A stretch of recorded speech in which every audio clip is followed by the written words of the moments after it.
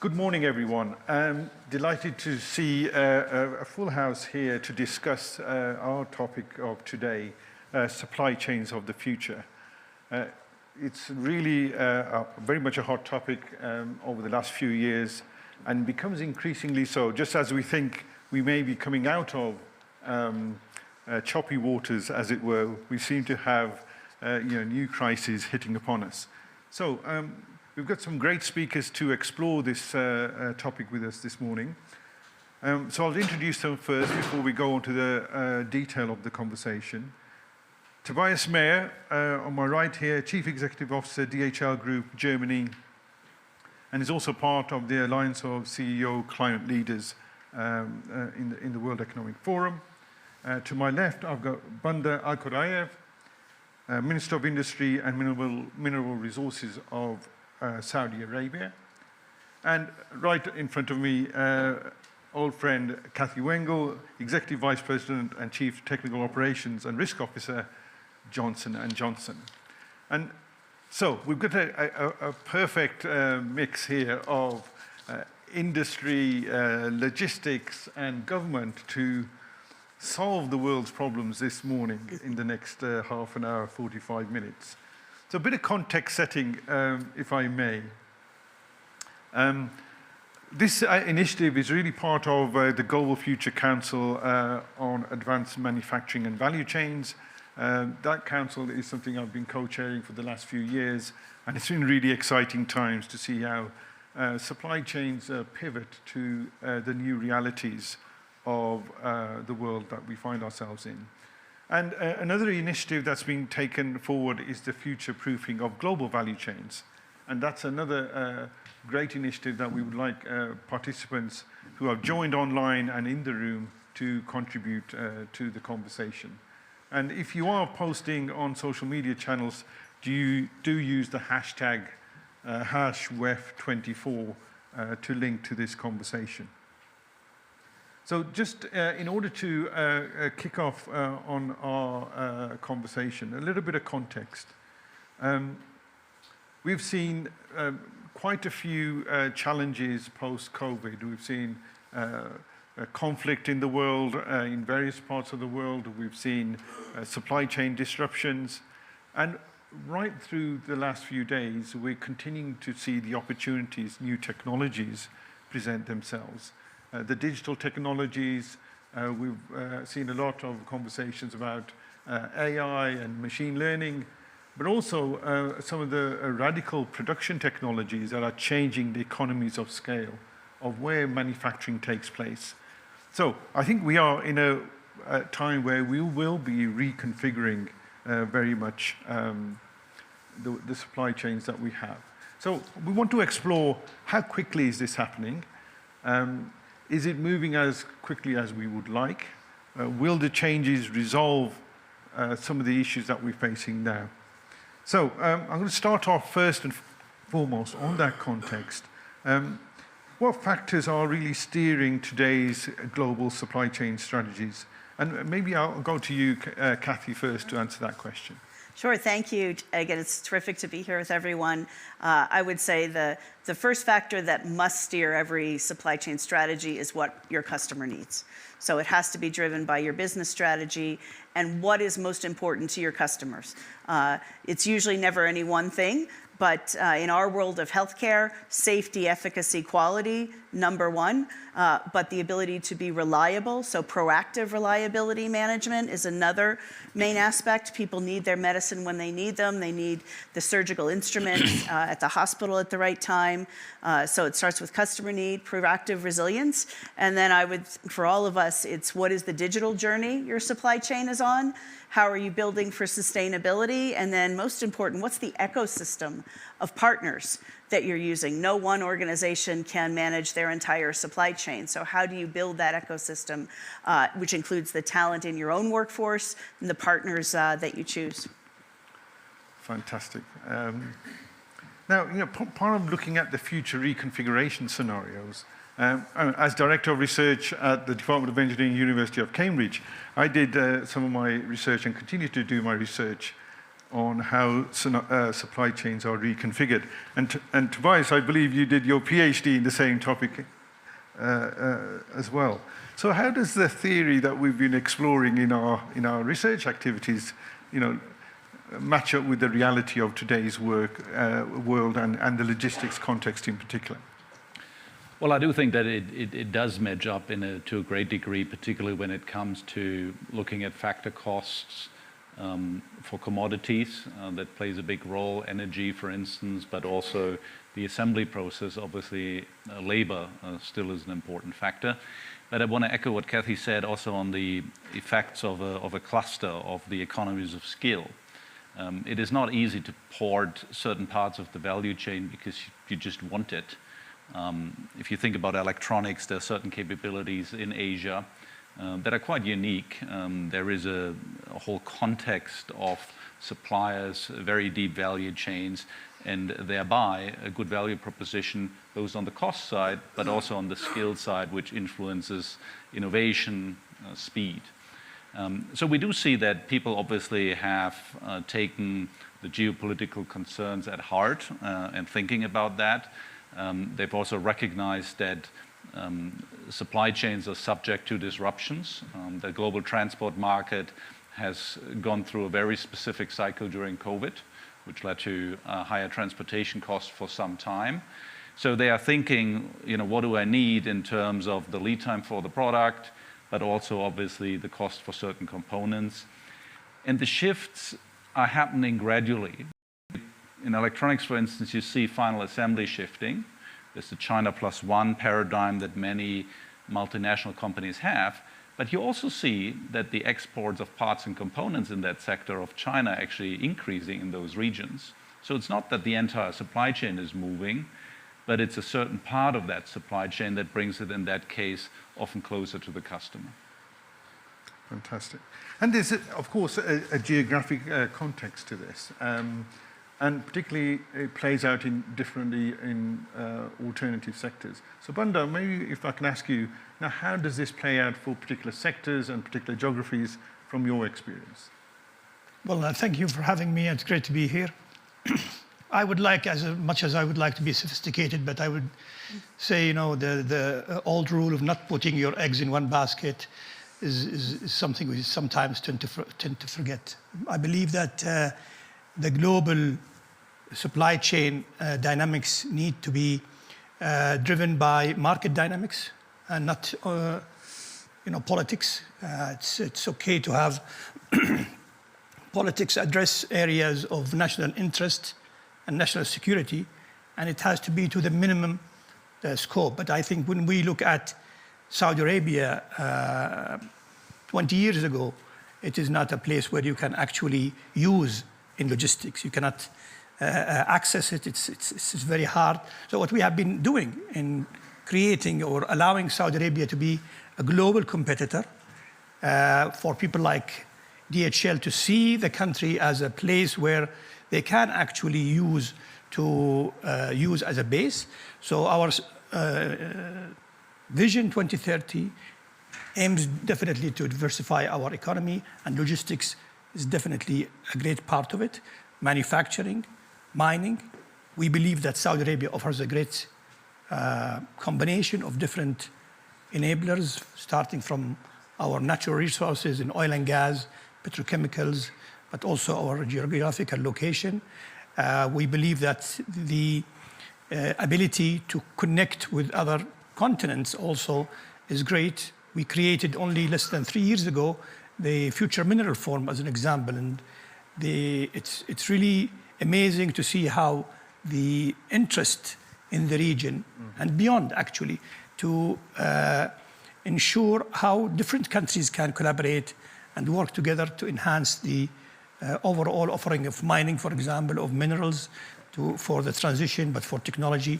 So I think we need to see new areas where there is development, where they are offering actually a competitive way or option rather than trying to do it from a political point of view.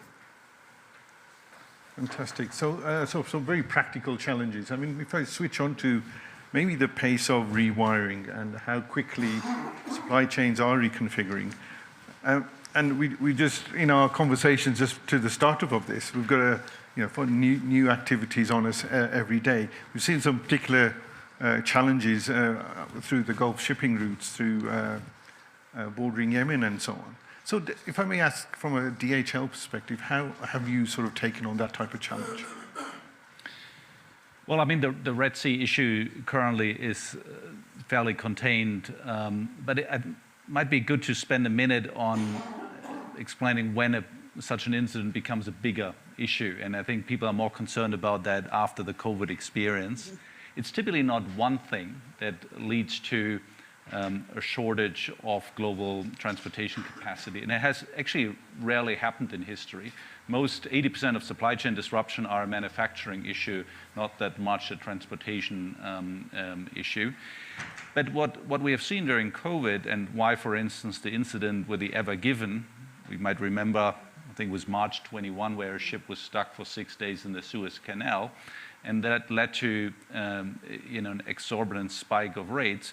That was on the context of basically a bullwhip effect that came through COVID. People, consumers being very insecure in the beginning of COVID, not being able to spend on services, and suddenly releasing a huge demand swell, particularly when it comes to consumer electronics and other such products, which then needed shipping. And then on the back of that, you had that incident. And I think that's something to monitor. When you have 3 moderate incidents or 1 very big one and then a moderate one, then when it comes to these exuberant spikes. And there is a bit to worry because we have another issue that is the Panama Canal, right? The Panama Canal also being an importing shipping route. And that leads then in this system of transport to certain bottlenecks.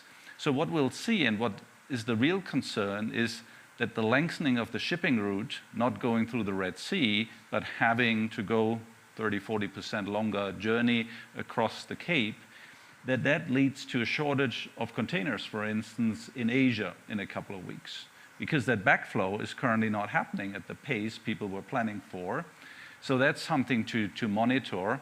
Now we are in a situation where global demand overall is still pretty weak. There's a lot of shipping capacity that came into the market. So the background is very different than what we had 2-3 years ago when we had that Ever Given incident. But that's the way we discuss this with our customers, how to think about these events. And it's not sufficient to basically say, okay, we have a moderate event of that size that we need to plan for. The sources of disruption, I think we all feel that geopolitical, natural, particularly climate-driven, and also other societal issues, we have more sources of disruptions. So it's more likely that 2, 3, 4 of these events somehow accumulate. That really leads us on to, you talk about, the Panama Canal and the areas of the Gulf, which are in the Red Sea, where you have these bottlenecks. Maybe, Kathy, if I can pose a question to you. As the reconfiguration thinking starts to take place in all manufacturing organizations, where 80% of the problems lie, perhaps, what are the design parameters that sort of influence the way your team is looking at this? Well, I would go back to a similar answer that I gave to strategy, in the sense of it first starts with your customer. So how are you building that supply chain and the capabilities out to be able to meet those needs over the next few years? It's very easy, especially in a company that's been around 138 years almost, to think that we've got all that infrastructure and we can handle anything. Some of the toughest things you do is really rethink about your supply chain design as it relates to the next 5 years. And those reconfigurations happen really on 2 levels. There's strategic reconfiguration, which never will go as fast as you would like it to. And depending on the industry you're in healthcare, changing, let alone building a new manufacturing plant, but changing suppliers usually requires regulatory approvals in every country that you're supplying. So those things take not only months, but sometimes years. So you have to have that ability to create more choices when you have tactical reconfiguration needs, when you have a Red Sea issue, when you have a hurricane or a typhoon. So it's the ability to build in what we call proactive resilience. So an important part of how we look at things now is the total risk portfolio. And we look at that supply chain design not only through the lens of operational efficiency, of cost, of delivery, but what are the risks that we're facing as a supply chain? How do we prioritize those? And how do we either eliminate the risk or mitigate those? And that is a much more complex, as you mentioned, situation than it was 10 years ago. I really appreciate the minister's comments that things like, in national defense, you need to put up some protections, but it's very easy for those things to start to expand and create challenges in global trade. So that one of the most important things we can do is allow the free flow of goods around the world, because that allows us all to optimize our supply chains for the best of each customer. So optimizing for the customer, but also then really understand your risk profile, and you have to build your risk response before you need it. You need to build the foundational elements through digital, through partners, and who's your ecosystem of partners that you can activate in the event of an issue, and how you orchestrate those to create that really evolving supply chain. So it's more complex than it was, and that complexity seems to be increasing. From a government perspective, that take critical supply chains now, energy, healthcare, and food. What sort of government thinking goes on in terms of looking at the new complexities and the new risks everybody's facing? Well, I think two of the sectors you mentioned are quite interesting, because when we look at healthcare, that's where we look at our national security. How can we enable the activities, especially manufacturing of vaccines, of pharmaceuticals and equipment, be located with very little intervention from government in terms of certain policies. So we talk with companies to see what they need us to do as a government, what will make Saudi Arabia interesting for Johnson&Johnson and others. So that will allow us at least to create the foundation of how we can beef up the policy to be balanced between the interests of the different players and our national interest. In the energy, we are actually very competitive. So today, when we talk about green energy and the work that we are doing in Saudi, the renewable projects that have come into place show that we are very competitive even when it comes to renewables. So the last 3 projects that were announced of solar are around average of 1.6, 1.7 cents per kilowatts. I mean, this is a very interesting country when it comes to the energy price. That's where we see we can bring something to the table with market dynamics, with competitiveness.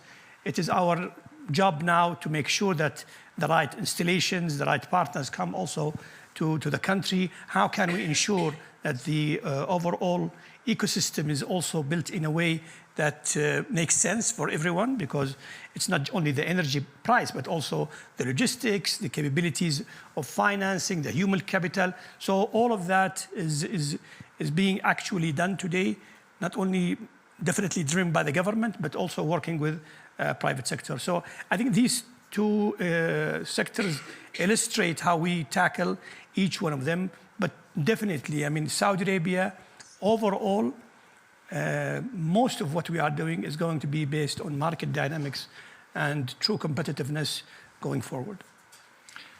And do you imagine sort of trade-offs between sort of that short-term, your current business model, and your long-term, maybe more green-based energy transition that's taking place? How do you manage that trade-off between that short-term, long-term thinking? Well, we are incorporating this with the overall plan. We have announced that by 2030 we will have an energy mix of 50%.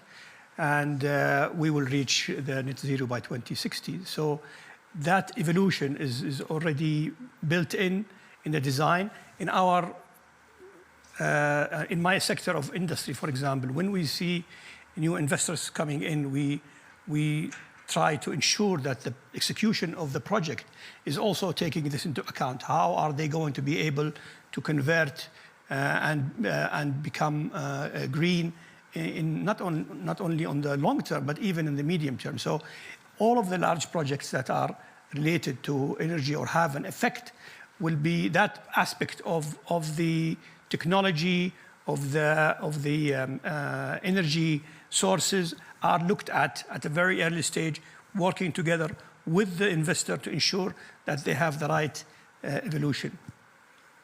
So alternative energies, also a new complexity coming in on our table. I mean, there's a bit of a paradox here, perhaps, Kathy, and maybe Tobias, I can ask this question around dual sourcing.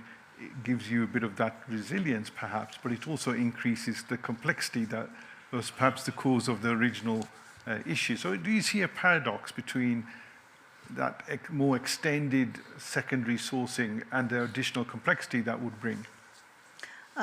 So maybe, in the sense of if you're optimizing only for simplicity and lowest cost, that might drive you to these single source, sole source solutions. If you're trying to optimize the entire profile of how you deliver your supply chain, including reducing risks, including giving yourself agility in the event of currency fluctuations. Do you have the ability, in some cases, to shift your sourcing to help optimize costs because of a currency pair that's changed dramatically from your assumption? Do you have the ability to make sure, if you are dual sourcing or triple sourcing in some cases because of the criticality of that component or material, that you know all the tiers in your supply chain so you don't falsely believe you have 3 suppliers and find out they all go back to the same mill or the same location. So it's about acknowledging that you cannot, in this world of supply chain, only optimize for one variable. We all must rationalize our supply base to get the right ecosystem, because building trust with partners takes time. And so this is, to me, where digital, where AI, where all the tools we do allow us to do this in such an advanced way today, to do scenario planning, to do network design, to do these, what we used to call kind of the make-buy trade-offs, very differently than we did before. And I think that's what we're also seeing. There needs to be, if you have 2 locations that are basically very close on the underlying factors, and you have relationships, you have a cluster of knowledge in both locations, then it's easy to split. But if you really, and that's what some governments now are directly or indirectly promoting with this de-risking, right? Saying, well, we need to build up an entire new industry cluster in our geography. That's much tougher than many people think. And businesses tend to go not only where you're close to the customer and the cost of the obvious cost, factor cost, production cost are right, but also the complexity and the risk is an important factor. The rule of law, infrastructure, right, which is often forgotten, and where countries like Saudi Arabia made good progress. The country is much more open. It's easier to operate than 10 years ago. There's a lot of investments in infrastructure that happened. So that is the base that is needed. And on top of that, it needs to be a move in that value chain that the place where you go is somehow conducive. Elsewise, the work to do that, to build up your suppliers, is just humongous and takes a lot of time and effort, which many companies then are not willing to go through, or they just simply don't have the resources. So I think that is something from a governmental point of view, that if you have a certain strength, if you have a certain value add in an existing value chain, it's much easier to build on that than to attract an entirely new sector. So if I can also add, also we should remember, the advancement in manufacturing that has happened in the last 25 years is really offering so many options today. I used to be in the private sector selling equipment, and you needed to produce, for example, 1 million pieces of something at a certain point in time to be economical. Now it is reduced to very small numbers. I mean, look at additive manufacturing. How much is it bringing to the table? 3D printing, and so on. So this is also allowing for a lot of capabilities that can be actually relocated or spread around different geographical locations, and yet be very competitive because of the technological advancement that have happened in manufacturing. And as you rightly said, AI and other tools are helping. So I hate to think about relocation of capabilities is only driven by politics. It is driven by also market dynamics. It makes a lot of sense. Again, a country like Saudi Arabia have made a great progress because of its own policies and spend in infrastructure and so on, but also the ability to adopt new technologies to allow for us to be competitive. So we're seeing supply chains really become somewhat more complex, right? So there's a technological complexity coming in, which addresses some of the issues as well. There's the geopolitical narrative that's probably as strong as I've seen it, having been 40 years now in looking at supply chains. It's probably as intense as it's ever been, and it seems to be continuing to do so. And maybe the third area, which I'm finding quite challenging, is as we go to net zero targets and environmental, social, and governance considerations, the regulatory complexity is also becoming very significant. A lot of it for the right reasons, to make sure our products are properly produced and properly sourced. So maybe I can pivot to the sort of last bit of questions for the immediate panel before we open it up. So have your questions ready, everyone. How does the public-private sector work together with institutions, government regulators in making navigating our way through this complexity? Maybe if I go to you first, Badr, about that. How can you help organizations, firms, small size, larger companies, to sort of navigate this really complex landscape? Well, when I was in the private sector, I always thought, it's better for government to stay out of business. But now more than ever, I think the role of governments is becoming very, very instrumental in the regulatory framework, the infrastructure, both physical and digital, the human capital development, and so on.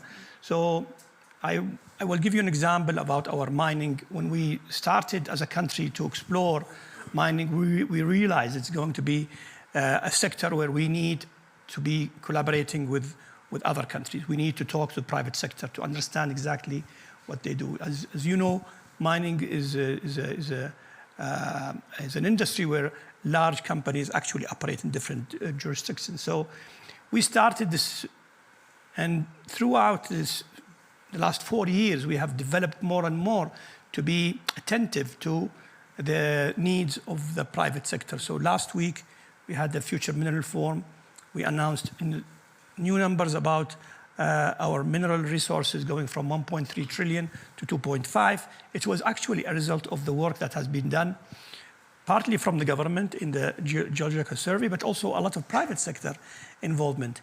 And the other side is the large mining companies said, look, we like what you're doing, but the size of concessions you are giving is quite smaller than what we aim for. So we changed the regulation to also allow for this. It is going to be only happening with very close interaction between government, private sector, to ensure that the right enablers are there.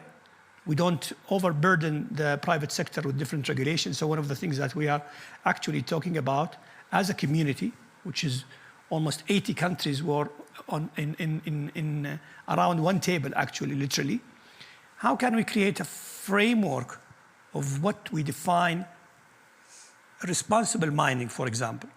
What are the right standards that will allow us to make sure that investments actually flow in the sector, allow the sector to grow, but at the same time ensure ESG, ensure responsibility, ensure giving back to the society. So leveraging new technologies and skills, responsible practices, co-development of standards. In the logistics and distribution space, Tobias, how does that play out for you, for your organization? Well, I mean, we primarily go where our customers go, and that is obviously driven by some of the factors that were mentioned. I think important thing is also to, because you asked what can government do. So next to building on existing strength, I would say first do no harm. So put the rules in place, but also think about the detrimental effect of those rules. And I think in Europe, what we're currently seeing, particularly on the ESG topic, is a disaster. It's not advancing the cause. It's distracting people from the cause. It's creating bureaucracy, and it's distracting resources to move the needle, particularly on the journey which we all got, that we need to become a low-carbon, ultimately no-carbon economy. So I think that's a bit a concern that we have. Focus the interventions on clear incentives, tax carbon, for instance. We're a fan of taxing carbon, but get to simple rules that are reliable, that investments can be based on, and that do not create additional risk for business, because businesses don't like risk. If you invest into an operating facility, you put 5 years of work into it and $1 billion, you don't want to have changing regulation on day 2 when you go live with that facility, and that's what people do fear. Mm-hmm. So I think that is something that particularly in Europe is a concern, that regulation gets more and more granular, and other countries I think are doing that better, to make sure that we're adjusting to those objectives, and the objectives, I think, are very much shared. So good intentions in regulation, but some unintended consequences, perhaps.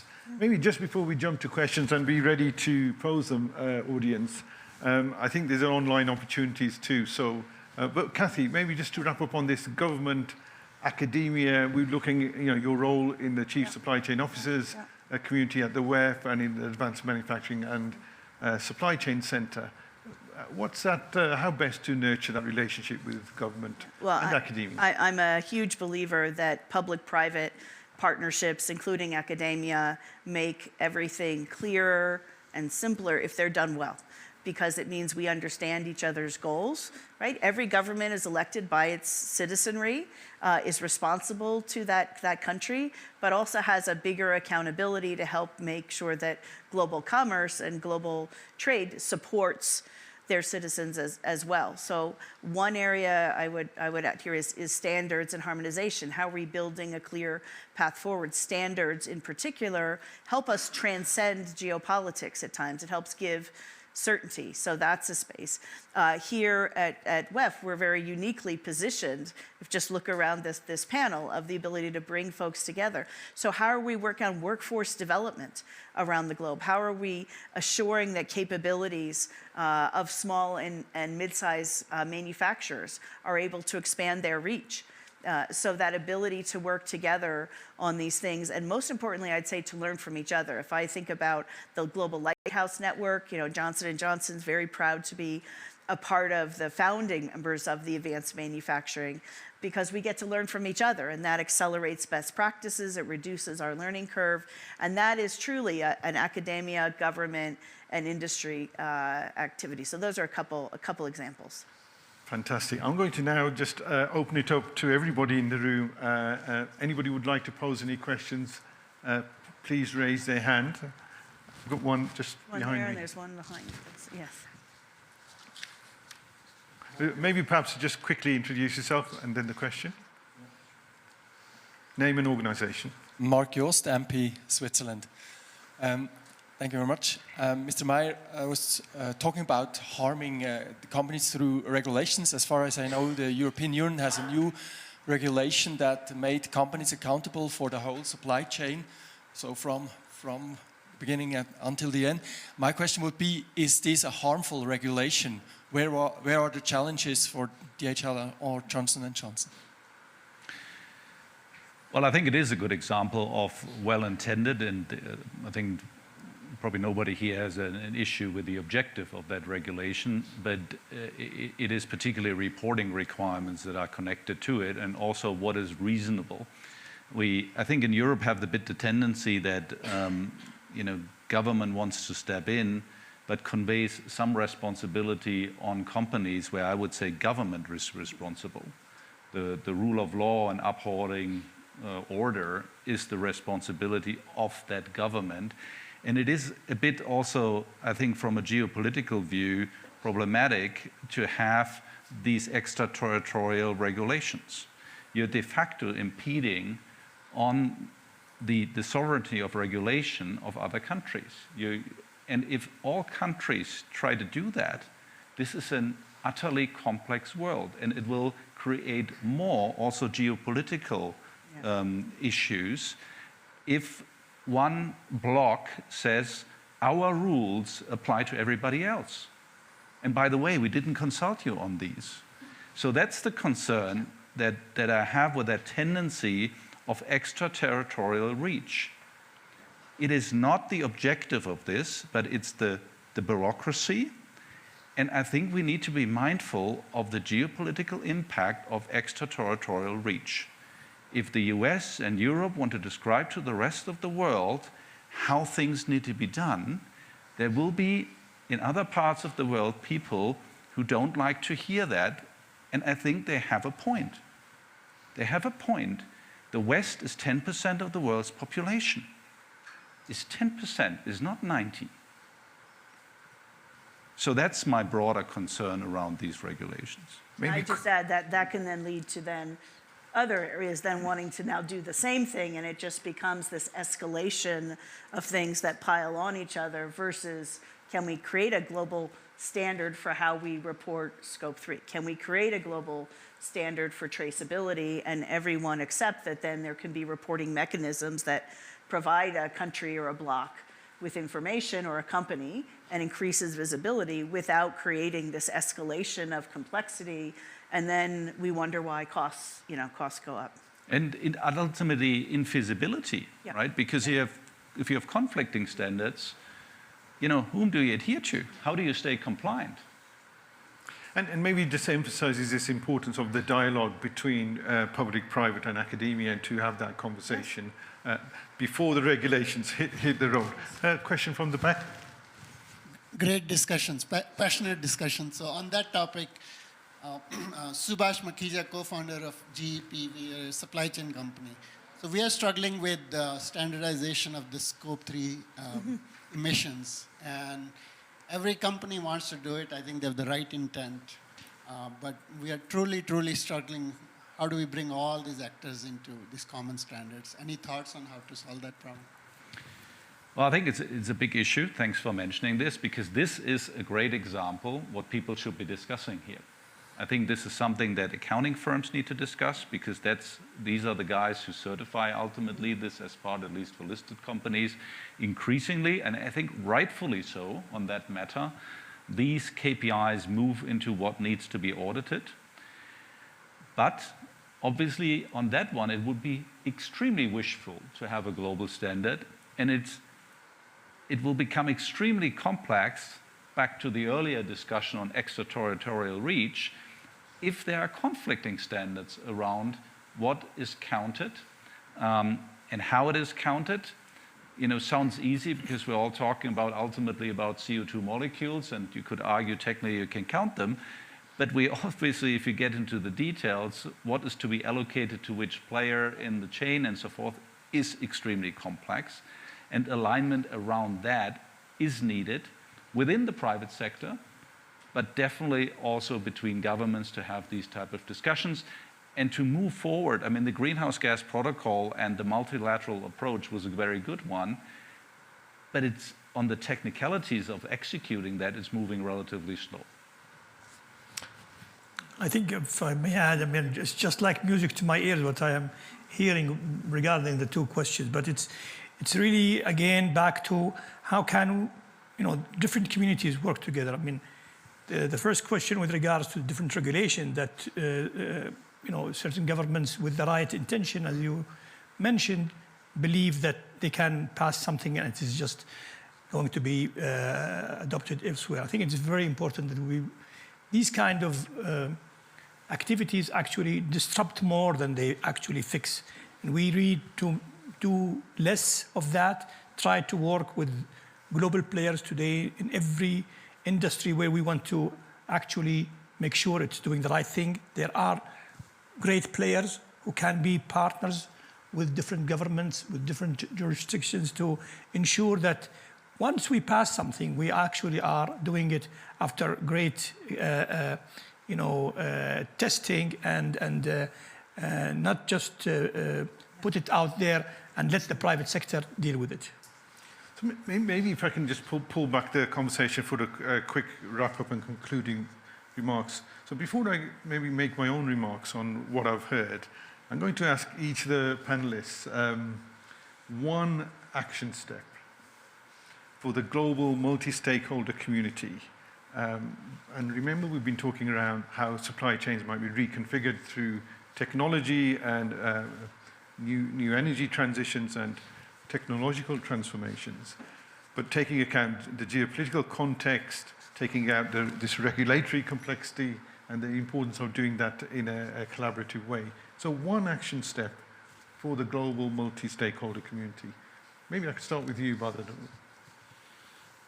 It's very hard to choose one, but I think we need to embrace technology is offering great opportunity for solving for so many of the challenges in the supply chain, and it needs to be done with market dynamics driven rather than politics.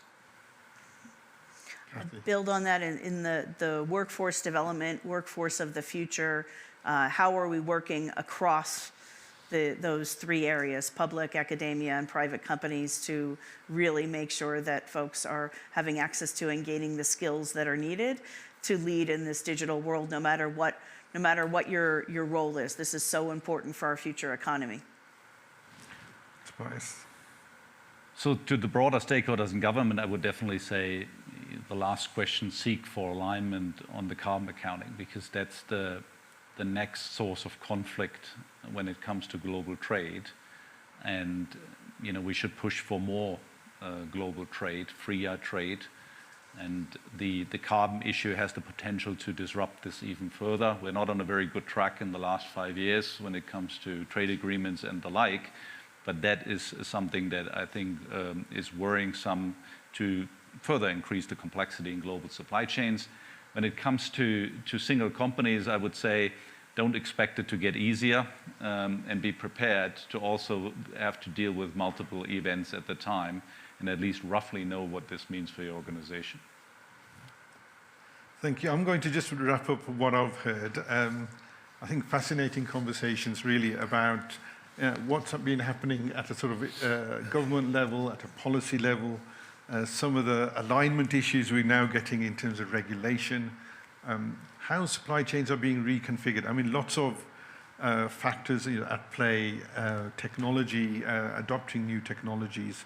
It's always tricky. Do we have the human resources and skills to take that on?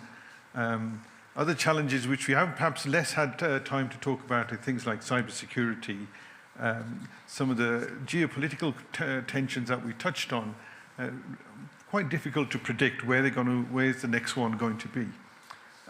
So I think one of the sort of concluding thoughts I've had from this conversation has been, actually we can't do it on our own. Whether you're a large company or a small organization or a tech player, whether you're operating in a single region, the need to have supply chains that crisscross geographies, it really is driving a collaborative conversation. I mean, for me, it really is a great segue to how to engage with all of us individually in our role at the International Centre for International Manufacturing at the Institute for Manufacturing in Cambridge. We very much have been looking at these issues for many years. But I really wanted to ask all participants, both online and in the room, to connect with our Centre for Advanced Manufacturing and Supply Chains. It's a relatively new centre that pulls together all of these thoughts in a collaborative way. Maybe I can ask Kathy just to say one word about how to perhaps connect with that community, in particular and also the other communities you're involved in the Chief Supply Chain Officers Forum, for example. Thank you. No. So please, number one, reach out through the community here. You can start with the website that can connect you to the various initiatives within that group. I think everyone that is engaged, the tremendous asset of this community is the desire to learn from each other, the desire to bring more folks in. So whether it's through the Lighthouse program and really working on how manufacturing sites and value chains are moving through that 4IR transformation, or whether it's we do through the COO and CSCO community, there are just many ways to interact, and I'd start there and reach out to any of us that are engaged. So thank you, Jack. And I think on that point, I'm going to just thank the Minister, thanks to Kathy, and thanks to Tobias for their fabulous thoughts, open thoughts on the conversations. So do reach out to both the Global Council on Advanced Manufacturing and Value Chains. We've got a theme at the moment on identifying future supply chain scenarios, which many of the organizations in the room and here are going to be participating in. Connect up with our Center for Advanced Manufacturing and Supply Chains. Engage with us through various forums that are available throughout the year. So I'd like to thank everybody again for that, and I'd close the session here. Thank you all. Thank you.